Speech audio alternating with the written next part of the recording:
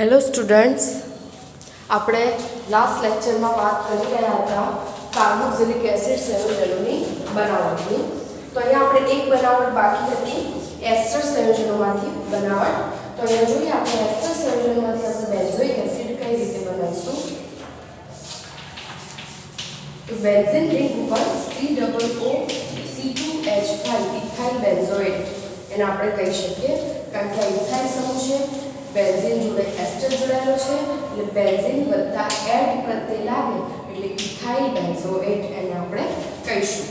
તો એની H3O+ સાથે reaction કરું તો શું થશે? અહીંયા જુઓ, H3O+ સાથે રિએક્શન કરતા અહીંયા H જોડાશે અને અહીંયા OH જોડાશે.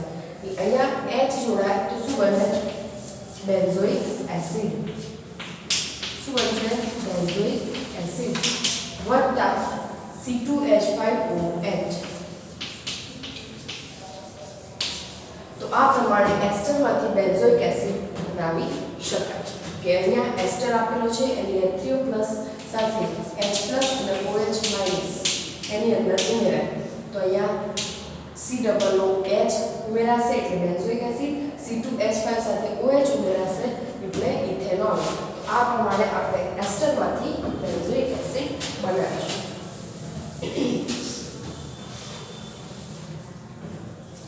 આગળ જો અહીંયા અમને આપ્યું છે CH3 CH2 CH2 COO C2H5 NaOH. પહેલા એની કોની સાથે રિએક્શન કરવાની છે? NaOH સાથે. તો આના બે ભાગ પડે, Na અહીંયા જોડાશે, OH અહીંયા. બરાબર છે? એક બાજુ COO જશે અને એક બાજુ C2H5 રહેશે.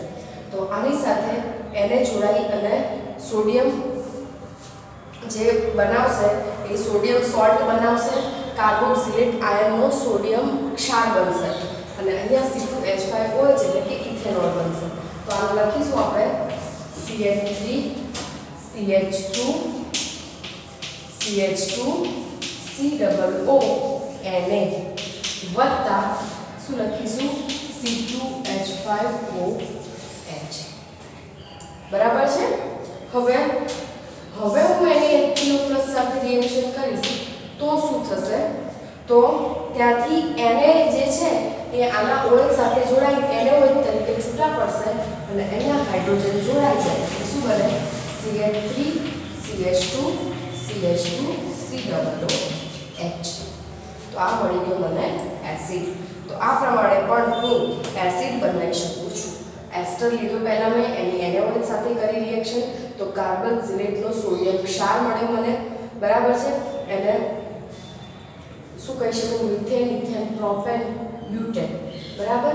સોડિયમ ક્ષાર મળ્યો છે એનો મને અને પછી મળ્યો છે ઇથેનોલ અને એની મેં H3O+ સાથે રિએક્શન કરાવી તો ત્યાંથી એને શું થશે? દૂર થશે અને એની જગ્યાએ H જોડાશે એટલે CH3 CH2 CH2 COOH બનશે. કોયડો 12.5 છે જે તમારે હોમવર્કમાં કરવાનો રહેશે. આગળ છે ભૌતિક ગુણધર્મો. તો ભૌતિક ગુણધર્મોમાં આપણે હંમેશા ભૌતિક ગુણધર્મોમાં એના ઉત્કલન બિંદુ, ગલન બિંદુ અને પાણીમાં દ્રાવ્યતા વિશે વાત કરતા હોઈએ છીએ. જેમ આપણે આલ્કોહોલ, ફિનોલ, ઇથર એ બધાની વાત કરી હતી એમ કાર્બોક્સિલિક એસિડ સંયોજનની પણ ઉત્કલન બિંદુ, ગલન બિંદુની જો આપણે વાત કરીએ તો એના ઉત્કલન બિંદુ અને ગલન બિંદુ આલ્કોહોલ કરતાં પણ ઊંચા છે, કારણ કે એની અંદર શું રહેલા છે? આંતરઆણ્વીય હાઇડ્રોજન બંધ રહેલા છે. એના કારણે શું થશે કે એની જે પ્રબળતા છે એમાં વધારો જોવા મળે છે. અહીંયા જો ઓક્સિજન આ બાજુના એક કાર્બોક્સિલિકનો ઓક્સિજન અને એક કાર્બોક્સિલિક એસિડનો હાઇડ્રોજન એ બંને વચ્ચે શું જોવા મળશે? હાઇડ્રોજન બંધ જોવા મળશે. તો આ રીતે આંતરઆણ્વીય જે છે એની અંદર આંતરઆણ્વીય હાઇડ્રોજન બંધ દ્વિઅણુ એટલે કે બે અણુ ડાયમર એટલે કે બે અણુ ભેગા થશે અને એ બંને વચ્ચે હાઇડ્રોજન બંધ રચાશે. એટલે બે અણુ એની અંદર ભાગ લે છે એટલા માટે એને દ્વિઅણુ અથવા તો ડાયમર આપણે કહી શકીએ. તો એની અંદર આંતરઆણ્વીય હાઇડ્રોજન બંધ રચાય છે માટે એની પ્રબળતા આલ્કોહોલ કરતાં પણ કેવી હશે? વધારે હશે. અહીંયા હાઇડ્રોજન બંધ વાયુ અવસ્થામાં પણ એટલો પ્રબળ હાઇડ્રોજન બંધ બને છે કે વાયુ અવસ્થામાં પણ એ તૂટતો નથી. એટલે કાર્બોક્સિલિક એસિડ સંયોજનો વાયુ અવસ્થામાં અથવા તો એપ્રોટિક દ્રાવકોમાં દ્વિઅણુ સ્વરૂપે અસ્તિત્વ ધરાવે છે. તો આ પ્રમાણે એના જે ઉત્કલન બિંદુ છે એ આલ્કોહોલ કરતાં પણ ઊંચા હશે. એનું જે તાપમાન છે, જે 9 કાર્બન પરમાણુઓ સુધીના એલિફેટિક સંયોજનો ઓરડાના તાપમાને અરુચિક વાસ ધરાવતા રંગવિહીન પ્રવાહી સ્વરૂપે હશે. શરૂઆતના 9 કાર્બન ધરાવતા એટલે મિથેનોઇક એસિડ, ઇથેનોઇક, પ્રોપેનોઇક થી સ્ટાર્ટ કરવાનું તે 9 સુધી, બરાબર, ત્યાં સુધીના જે સંયોજનો છે એ સંયોજનો એ અરુચિક વાસ ધરાવતા સંયોજનો છે અને પ્રવાહી અવસ્થામાં જોવા મળે છે. અને એનાથી ઉપરના જે એસિડ સંયોજનો છે એ મીડ સ્વરૂપે હશે, પણ એની નીચી બાષ્પશીલતા મતલબ કે એ બહુ જ ઓછા તાપમાને બાષ્પમાં રૂપાંતર થઈ જાય, ઉડી જાય, બરાબર. તો અને વાષ્પવિહીન હોય છે. અને આલ્ડીહાઇડ કીટોન કરતાં એના જે ઉત્કલન બિંદુ હશે એ ઘણા ઊંચા હશે કાર્બોક્સિલિક એસિડના. 4 કાર્બન પરમાણુ સુધીના એલિફેટિક જે સંયોજનો છે એ પાણીમાં સારી રીતે દ્રાવ્ય છે, કારણ કે આપણને ખબર છે કે કાર્બોક્સિલિક પાસે ઓક્સિજન છે અને પાણી પાસે હાઇડ્રોજન. તો ઓક્સિજન અને પાણીનો હાઇડ્રોજન ભેગા થઈ અને શું બનાવશે? ત્યાં હાઇડ્રોજન બંધ બનાવશે. એટલા માટે 4 કાર્બન સુધીના જે કાર્બોક્સિલિક એસિડ સંયોજનો છે એ પાણીમાં શું હશે? દ્રાવ્ય હશે. જેમ જેમ કાર્બનની સંખ્યા વધતી જશે એમ એની દ્રાવ્યતા પાણીમાં ઘટતી જશે, કારણ કે જેમ જેમ ચેન વધશે એમ ઇઝીલી હાઇડ્રોજન બંધ બનાવી શકશે નહીં. પારસ્પરિક ક્રિયા થતા વધારાના કારણે તેઓ વ્યવહારિક રીતે પાણીમાં શું થશે? અદ્રાવ્ય થશે, કારણ કે હાઇડ્રોકાર્બનની જે શૃંખલા છે CH3 CH2 CH2 એ લાંબી ચેન હશે તો એ જળ વિરાગી છે, એને પાણી પ્રત્યે આકર્ષણ છે નહીં. જળ વિરાગી એટલે જેને પાણી પ્રત્યે અપાકર્ષણ છે એવું. તો એટલે એ હાઇડ્રોકાર્બનની ચેન છે પાણીમાં દ્રાવ્ય થતી નથી.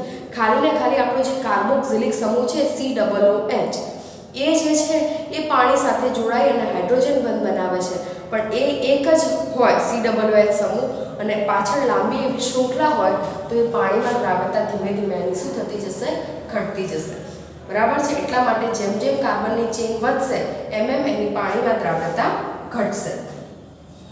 અને બેન્ઝોઇક એસિડ એટલે કે બેન્ઝીન રિંગ ઉપર COOH સમૂહ હોય તો એ પાણીમાં દ્રાવ્ય થશે નહીં. પણ ઓછા ધ્રુવીય કાર્બનિક દ્રાવકો જેવા કે બેન્ઝીન, ઇથર, આલ્કોહોલ, ક્લોરોફોર્મ એ બધાની અંદર આ જે કાર્બોક્સિલિક સમૂહ છે એ શું હશે? દ્રાવ્ય હશે. હવે એની કેટલીક રાસાયણિક પ્રક્રિયાઓ છે એના વિશે આપણે વાત કરીશું.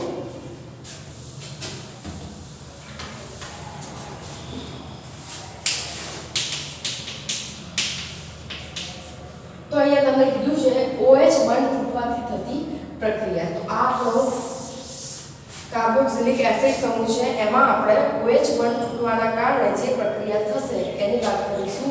OH બંધ તૂટવાથી એટલે ઓક્સિજન અને હાઇડ્રોજન વચ્ચેનો બંધ તૂટશે.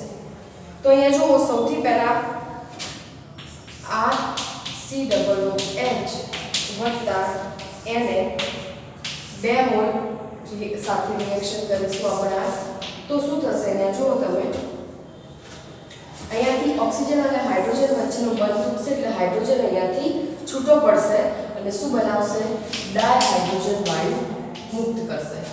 અને આમાંનું જે Na છે એ હાઇડ્રોજનની જગ્યાએ જોડાશે એટલે બનશે RCOONA, બરાબર છે, સોડિયમ કાર્બોક્સિલેટ. એ જ પ્રમાણે હું એને OH સાથે પ્રક્રિયા કરાવું તો શું થશે? તો કે આમાંનો H અને આમાંનો OH મળીને H2O બનાવશે.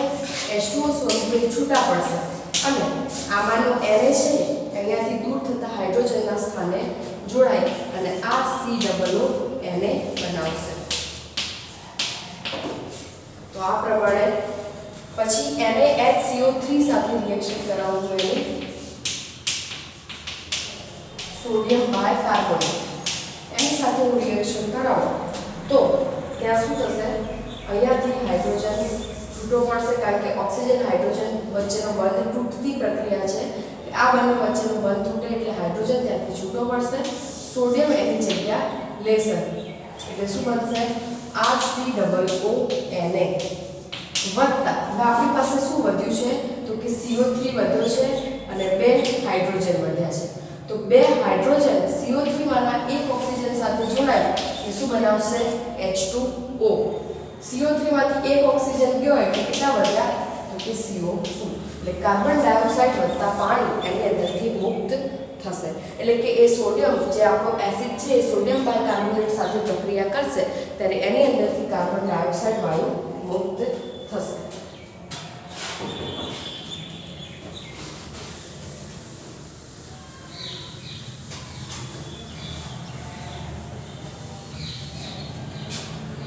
પાણી સાથે એમાં જોઈએ આપણે તો પાણી સાથે એનું શું થશે વિયોજન થશે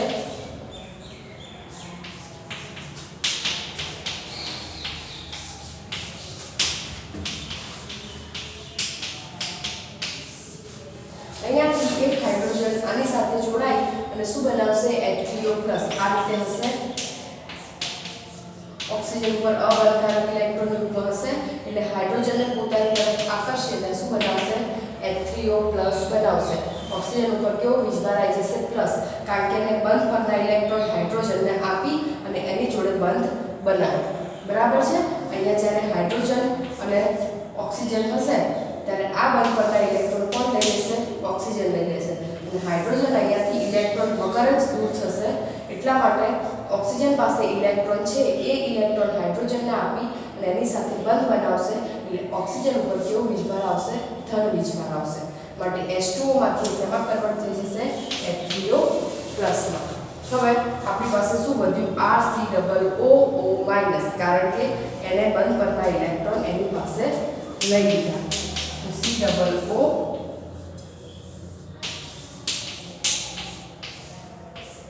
અને અહીંયા O- આવું જોવા મળશે હવે એનું જે સહસ્પંદન છે એ કેવું થશે જો અહીંયા તો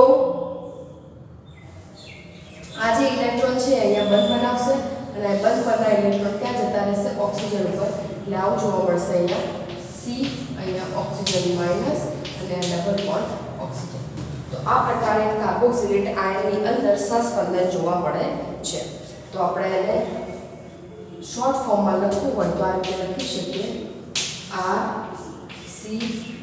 RCOO અને અહીંયા ઇલેક્ટ્રોન વાદળ શું કરે છે સતત ફર્યા કરે છે તો આ પ્રમાણે આપણે ઇલેક્ટ્રોન વાદળને જે બેન્ઝીન ગ્રુપની અંદર આપણે આ પ્રમાણે દર્શાવતા હતા એમ એ શું બતાવે છે ઇલેક્ટ્રોન વાદળ કે જે ફર્યા કરે છે બધા બંધની અંદર એમ અહીંયા પણ આપણે દર્શાવવું હોય તો આ પ્રકારે આપણે એનું સંકૃત સ્વરૂપ બતાવી શકીએ કે આ પ્રમાણે ઇલેક્ટ્રોન અહીંયાથી અહીંયા શું કરે છે ફરે છે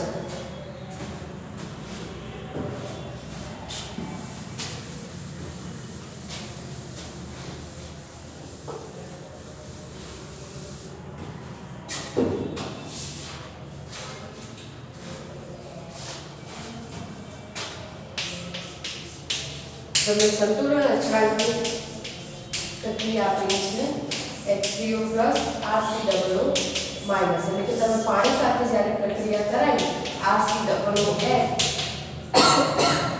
વત્તા H2O તો અહીંયા શું બને H3O+ વત્તા RCOO-.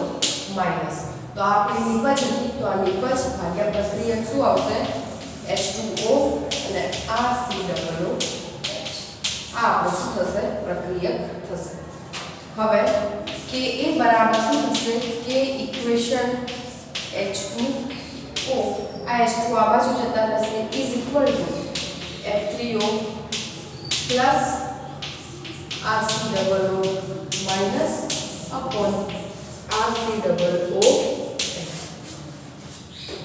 તો આ રીતે જે મને સંતુલન અચળાંક છે આ સંતુલન અચળાંક છે અને આ એસિડ વિયોજન અચળાંક છે KAA અને K ઇક્વિલિબ્રિયમ EQ નો મતલબ શું થાય ઇક્વિલિબ્રિયમ સંતુલન એટલા માટે આ જે છે એ સંતુલન અચળાંક છે અને K એ છે એ એસિડ વિયોજન અચળાંક છે આપણે જે K ના મૂલ્યોની જગ્યાએ આપણે શું બતાવીએ છીએ pK ના મૂલ્ય દ્વારા આપણે એસિડની પ્રબળતાને માપતા હોઈએ છીએ તો pK બરાબર શું થશે -log Ka. તો જેમ જેમ pK નું મૂલ્ય વધારે એટલી જ એસિડની પ્રબળતા ઓછી અને જેટલું pK નું મૂલ્ય ઓછું એટલી એસિડની પ્રબળતા વધારે જોવા મળશે. તો અહીં આપણે વાત કરીએ કે હાઇડ્રોક્લોરિક એસિડના pK ના મૂલ્ય જે છે એ -7.0 હોય છે, જ્યારે ટ્રાયફ્લોરોએસિટિક એસિડ, બેન્ઝોઇક એસિડ અને એસિટિક એસિડના pK ના મૂલ્યો 0.23, 4.19 અને 4.76 હોય છે. એનો મતલબ કે સૌથી પ્રબળ બેન્ઝોઇક એસિડ, એસિટિક એસિડ અને ટ્રાયફ્લોરોએસિટિક એસિડમાં સૌથી પ્રબળ કોણ થયું? ટ્રાયફ્લોરોએસિટિક એસિડ, કારણ કે એનું pK નું મૂલ્ય કેટલું છે 0.23, જે સૌથી ઓછું છે. બરાબર, તો જેટલું ઓછું pK નું મૂલ્ય એટલો જ એસિડ વધારે પ્રબળ. કોને આપણે પ્રબળ એસિડ કહીશું? તો જે pK ના મૂલ્યો જેના 1 થી ઓછા હોય એ સૌથી પ્રબળ એસિડ કહેવાશે. જેના pK ના મૂલ્યો 1 થી 5 વચ્ચે હશે એને મધ્યમ પ્રબળ એસિડ કહેવાય, અને જેના 5 થી 15 વચ્ચે હશે એ ખૂબ જ નિર્બળ એસિડ કહેવાય, અને જેના 15 થી પણ વધારે હશે એને અતિ નિર્બળ એસિડ કહેવાય. બરાબર છે.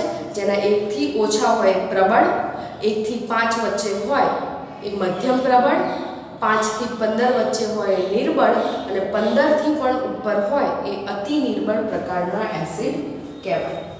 કાર્બોક્સિલિક એસિડ સંયોજનો છે એ ખનિજ એસિડ કરતાં નિર્બળ છે. ખનિજ એસિડ એટલે HCl, HNO3 અને H2SO4.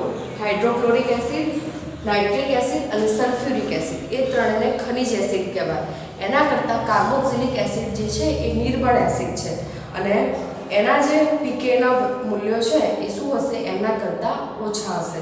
બીજું કે ફિનોલ સંયોજન કરતાં એ પ્રબળ છે, માટે ફિનોલ સંયોજનના pK ના મૂલ્યો વધારે હશે કાર્બોક્સિલિક એસિડ કરતાં.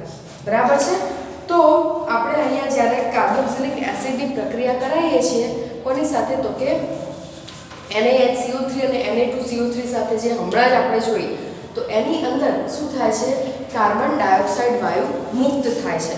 તો આપણે એ એક જ એસિડ એવો છે જે બેઝ જેમ કે Na2CO3 અને NaHCO3 સાથે પ્રક્રિયા કરશે તો કાર્બન ડાયોક્સાઇડ વાયુ મુક્ત કરશે. એટલે આપણે જો કાર્બોક્સિલિક એસિડ હાજર છે કે નહીં એની હાજરી આપણે જોવી હોય તો ત્યાં આપણે શું કરીશું? આપણને જે સંયોજન છે આપેલું એની અંદર આપણે Na2CO3 નાખીએ, અને જો કસ્ટડીમાં ઉભરા આવે તો એનો મતલબ કે એની અંદર કાર્બન ડાયોક્સાઇડ વાયુ છે, એટલા માટે એ કાર્બોક્સિલિક એસિડ સમૂહ હાજર છે. કાર્બોક્સિલિક એસિડ સમૂહ ધરાવે છે એ સંયોજન, ત્યાં એ વસ્તુ સાબિત થઈ જશે. બરાબર છે. અહીંયા આપણે જોઈએ કે ફિનોલ સંયોજન એ કાર્બોક્સિલિક એસિડ સંયોજન કરતાં કેમ વધારે એસિડિક છે. તો ફિનોલ સંયોજનની જો આપણે વાત કરતા હોઈએ તો ફિનોલ વિશે આપણે ડિટેલમાં વાત કરી હતી લાસ્ટ ચેપ્ટરની અંદર, જ્યાં આપણે આલ્કોહોલ, ફિનોલ અને ઇથર એ વાળું ચેપ્ટર જોયું.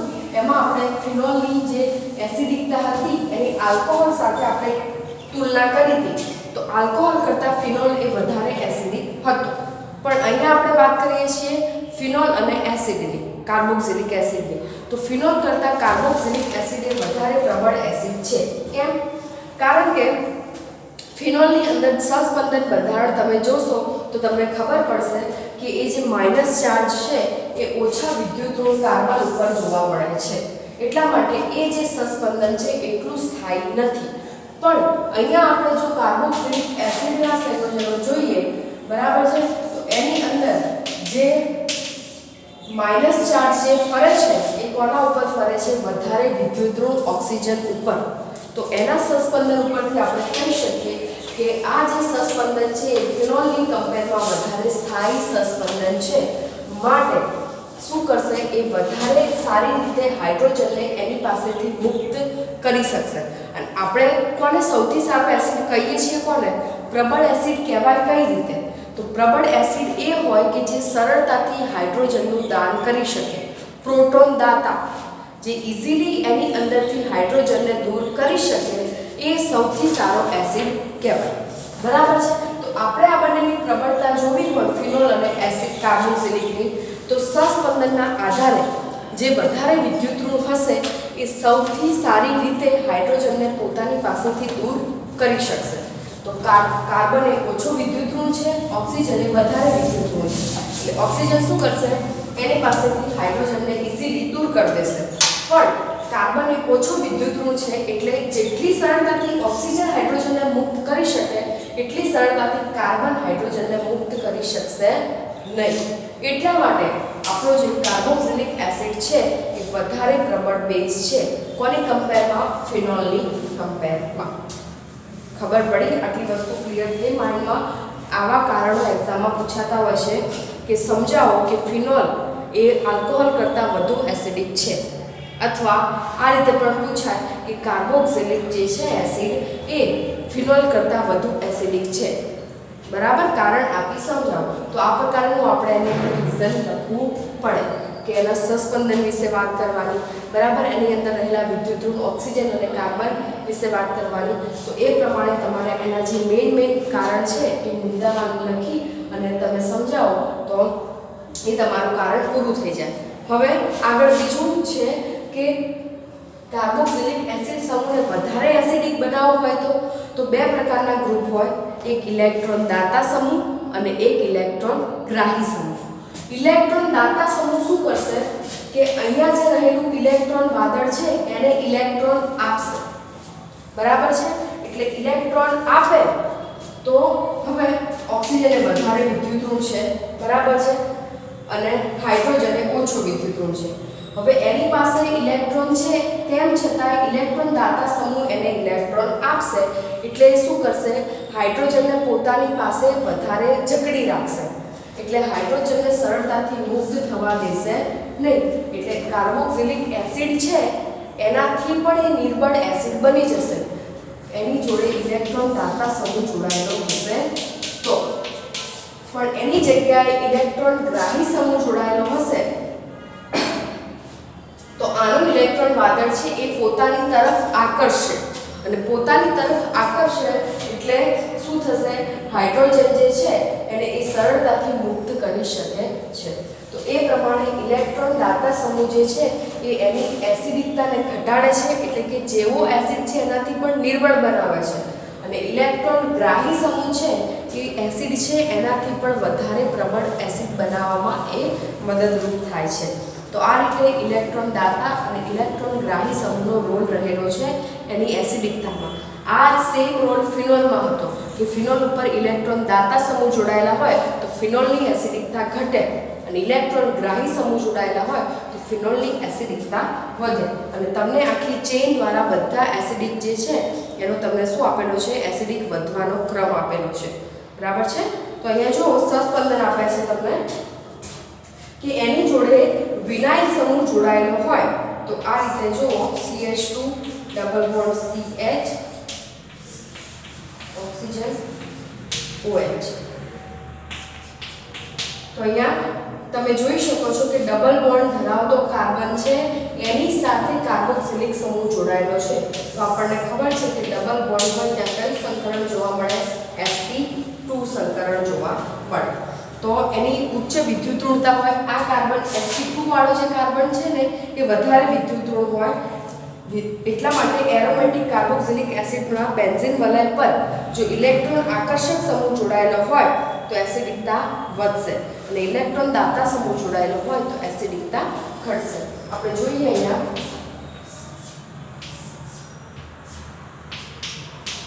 બેન્ઝીનમાં પણ બધા કાર્બન ડબલ બોન્ડ વાળા છે, એટલે બધા કાર્બન જે છે એ sp2 સંકરણ ધરાવે છે, અને એની જોડે આ રીતે COOH સમૂહ જોડાયેલો છે.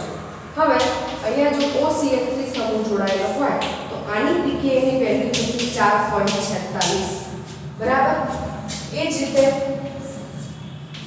એકલો બેન્ઝોઇક એસિડ હોય એની સાથે કોઈ સમૂહ જોડાયેલો ના હોય તો એની pKa ની વેલ્યુ તમને આપેલી છે 4.19.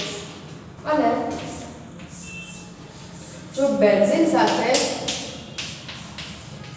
NO2 ગ્રુપ કે જે શું કરે છે, ઇલેક્ટ્રોન ગ્રાહી સમૂહ છે, તો એની pKa ની વેલ્યુ થશે 3.41. તો તમે આ ત્રણેય pKa ની વેલ્યુ જોઈ શકો છો અને નક્કી કરી શકો છો કે કયો સૌથી પ્રબળ એસિડ હશે? આપણે વાત કરી એમ જે સૌથી ઓછું pKa ની વેલ્યુ ધરાવતો હશે એ સૌથી પ્રબળ હશે. તો અહીંયા સૌથી ઓછી pKa ની વેલ્યુ કોની છે? COOH NO2 વાળાની 3.41 બરાબર છે. એકલો એસિડ છે એની 4.19 છે અને આની 4.46 છે. એટલે તમને એટલી સમજણ પડે કે OCl3 સમૂહ છે એ ઇલેક્ટ્રોન દાતા સમૂહ છે જે એની એસિડિકતા ઘટાડે છે, માટે એનું pKa નું મૂલ્ય ઊંચું થાય છે, મતલબ વધે છે. એ જ રીતે COOH જે છે એમાં એક પણ સમૂહ નથી, તો એનું pKa ની વેલ્યુ 4.19 છે. પણ જેવો જ એની સાથે NO2 એટલે કે ઇલેક્ટ્રોન ગ્રાહી સમૂહ, ઇલેક્ટ્રોનને પોતાની તરફ ખેંચનારો સમૂહ જોડાશે, એવું જ pKa નું મૂલ્ય ઘટશે, એટલે કે વધારે પ્રબળ એસિડ બનશે. તો આ પ્રકારે તમે અહીંયા જોઈ શકો છો કે ઇલેક્ટ્રોન દાતા અને ઇલેક્ટ્રોન ગ્રાહી સમૂહ જોડાવાથી એની અંદર કે પ્રકારનો ફેરફાર જોવા મળે છે. તો આ પ્રકારે આપણે વાત કરી કાર્બોક્સિલિક અને ફિનોલિક એસિડિકતાની કમ્પેરિઝન કરી અને ઇલેક્ટ્રોન દાતા અને ઇલેક્ટ્રોન ગ્રાહી સમૂહ વિશે વાત કરી. આ લેક્ચરમાં આપણે આટલું જ રાખીશું. બીજું આપણે નેક્સ્ટ લેક્ચરમાં વાત કરીશું.